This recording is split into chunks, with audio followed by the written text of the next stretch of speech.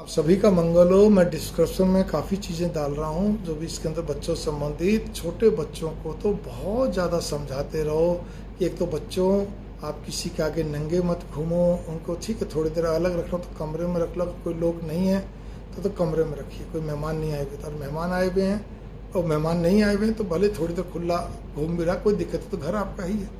लेकिन बच्चों को दूसरों के सामने नंगे रखना, उनके सामने उन बच्चों को कहते हैं तैयार करना या जो भी कुछ है, इसी प्रकार से उन बच्चों को समझाओ बेटा कोई तुम्हें छेड़े नहीं, कोई और कुछ नहीं हो बेटा, कहीं पर भी तुम जा रहे हो कर रहे हो तो उसका ध्यान। लेकिन जो सबसे बड़ी चीज़ है, मैंने पहले भी बनाई और फिर कह रहा हूँ, मोबाइल पे आपको बहुत अत्यधिक ध्यान रखना है। घर में लैपटॉप, डेस्कटॉप, मोबाइल, जो भी गैजेट्स हैं, टैबलेट आदि जो भी गैजेट्स हैं, इन पे पूरा आप ध्यान रखिए। और जिन माताओं को या जिन पिताओं को या घर के लोगों को जिनको इन चीज़ों का ज्ञान नहीं, उनको भी अपने बच्चों से समझ लेना चाहिए। बच्चे कहीं दूर दूर रहते हैं, पोता पोती दोता दोती उनके पास हैं, तो किसी अपने बच्चों से मतलब भी हमें कैसे इन पे ध्यान रखना। अब आपके बच्चे को दोस्त की जरूरत नहीं है ज़्यादा।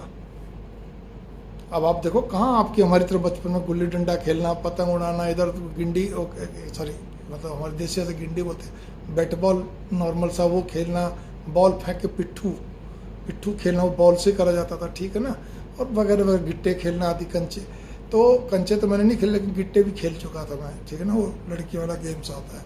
तो हम बहन भाई थे सारे, तो हम 3-4 जन थे, एक आधा आ जाता दोस्त, इसीलिए तो भावना में लुक्का छिपी बहुत खेलते। सबसे ज़्यादा लुक्का छिपी और पकड़ पकड़ाई थी जो हमारे समय में सबसे ज़्यादा पॉपुलर था। और तीसरा गुल्ली डंडा, चौथा पतंगबाजी, ठीक है ना, पतंग उड़ाना। हम नॉर्मल थे, बच्चे थे, उड़ाते। ये कौन खेलता है आजकल? सब बच्चे गैजेट्स मतलब इन पे लगे रहते हैं। इस पर कैसे कंट्रोल होगा? इस पर कैसे आप नियंत्रण रखोगे? बच्चों पर कैसे झांकोगे? ये आपको देखना है, क्योंकि ये केवल कहने सुनने से पार नहीं पड़ेगी, ये तो बच्चों पर बराबर निगाह रखनी है। क्योंकि ये अकेला ही एक सिंपल मोबाइल ही काफ़ी, स्मार्टफोन ही काफ़ी, अब तो छोटा छोटा सब है हाथ में ही है, यही बहुत काफ़ी बच्चों को बिगाड़ने के लिए। खाली आप एक एंगल से मत देखिए कि बच्चे कहते केवल वो भाई किसी उसमें चले जाएंगे, भाई जिसको कहते हैं सेक्सुअल, अब उसमें नहीं।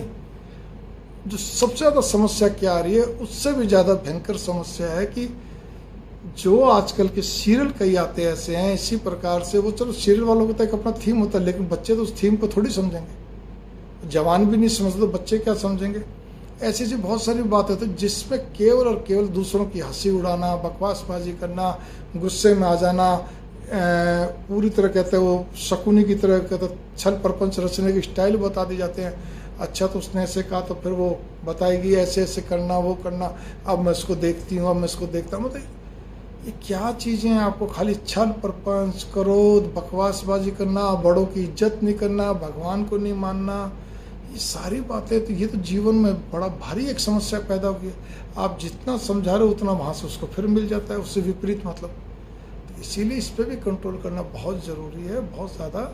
और कहीं पर भी बच्चा जाता आता है तो उसको कहो बेटा आपको जब तक घर का नहीं, जब तक नहीं, और वहाँ स्कूल में भी कह के रखो जब तक मैं या मेरा पति नहीं आए जब तक नहीं। उनके चेहरे से वैसे तो सब जगह होता है, फिर भी कोई इनका नाम लेकर आए तो भी नहीं देना आपको। आप बाकायदा हमारे फ़ोन नंबर मिले तो बात करो, नहीं तो कोई नहीं, जाओ अपनी कस्टडी में अपने पास रखो। स्कूल वालों को बोलो, हालांकि कई स्कूल वाले बड़े सख्त होते हैं, ऐसा जैसा आप बोलोगे वैसा ही करते, खुद में बहुत सख्ती रखते हैं। फिर भी कभी कोई ऐसा कोई हो जाए प्रारब्धवश, तो अपने पहले सचेत तो रहना ना, बच्चों को भी सचेत करना। तुम किसी को भी, तुम्हारे को कोई भी, तुम्हारे को मालूम है ये अंकल हमारे घर में भी आया हुआ, तुमने देख लिया, तो उससे कहने में नहीं जाना। इसी प्रकार अपने घर की बच्चियों को ज़्यादा दूसरे अंकल के साथ, बच्चों को मतलब ज़्यादा दूसरे अंकल के साथ कहीं इधर उधर भेजना करना, बच्चे लगाव में चले जाते हैं, आ जाते हैं। अंकल का मतलब कोई जरूरी नहीं आपको बाहरी व्यक्ति हो, घर में भी कई बार कई तरह की चीज़ें होती हैं। इसलिए हमें घर में भी बहुत ज़्यादा, ये बात एक ऐसी है जिसमें कि सबको मालूम है लेकिन सब चुप चुप लगा जाते हैं। घर में भी कोई रिश्तेदार बराबर आता जाता रह रहा हो और सब कुछ करो तो उस पर भी आपको गौर करना चाहिए, ठीक है ना। हर चीज़ पे गौर करके चलिए। कभी ऐसा नहीं हो कि आपको कोई दिक्कत आपके परिवार में आपके बच्चों को आ जाए और कोई बात नहीं। तो इसीलिए बच्चों को भी कहो भाई तुम भी सावधान हो, और ये भी देखो कि तुम खाली ये नहीं कि अपने काम में मशगूल, पढ़ाई में, कभी ऐसा नहीं हो कि वो कोई चीज़ छोटी छोटी चीज़ अपने पास डाल भी रहो अपने बैग में। ये भी ध्यान रखो ना, अपनी चीज़ों की सावधानी खुद रखनी है। ये वीडियो एक ऐसी वीडियो जिसमें सावधानी आप अपने दिमाग को खूब दौड़ाओ, आप कहाँ कहाँ कैसे कैसे सावधानी रख सकते हो, कम से कम जितना आपके वश में हो। मैं अभी किसी घर में गया था, मैंने ये दूसरी बार मेरे साथ ये हुआ कि जहाँ घर के ड्राइंग रूम में भी क्या कहते हैं, घर के बाहर तो लगा हुआ था कैमरा, बिल्कुल बाहर गेट के बाहर जो सड़क दिखाता आपको, फिर जैसे आप उस चार दीवारी के अंदर आए तो फिर वो ड्राइंग रूम के अंदर एंट्री करने से पहले फिर उसका आप ड्राइंग रूम बिल्कुल ड्राइंग रूम में कैमरा लगा हुआ था। तो 3 कैमरे तो मैंने देख लिए। फिर मैंने उनसे पूछा तो उन्होंने बताया ये कैमरा हमारा पीछे भी लगा हुआ है, ठीक है ना। उन्होंने मतलब ऐसे 5-6 कैमरे बता दिए। तो कहने करते कि आपको भी करना चाहिए। आज के लिए कोई एक बार का खर्चा है, लेकिन चीज़ बहुत अच्छी है, बहुत बढ़िया है। आपको मालूम पड़ना चाहिए कि आपके डाइनिंग टेबल पे और आपके कहते ड्राइंग रूम में क्या हो रहा है। एक चीज़, क्योंकि ड्राइंग रूम से अंदर जाएगा तो डाइनिंग रूम तो मिलेगा, कई बार दोनों लॉबी एक साथ होते तो। सेकंड चीज़, पिछवाड़े की तरफ में मतलब जो आपका पीछे का हिस्सा है उसमें, इसी का फ्रंट में, ऐसे आपको अपनी सुविधा के हिसाब से आप लगाइए और जो जो आप कर सकते करिए। और बच्चों के उस पर भी आप ध्यान, मतलब मैंने बताया ना, इस चीज़ को आप व्यापक रूप में लीजिए।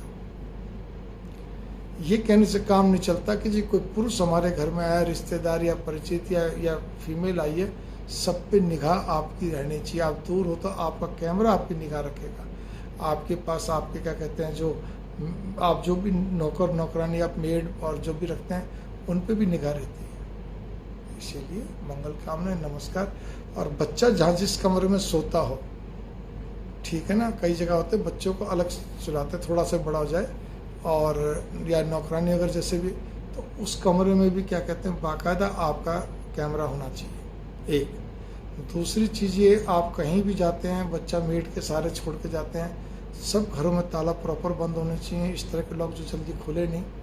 और साथ में जो जो कमरे आप खोल के जाएंगे उनमें सब में आपका CCTV होना चाहिए। मैं तो यही कहूँगा, किचन में होना चाहिए, डाइनिंग रूम में होना चाहिए, ड्राइंग रूम में होना चाहिए।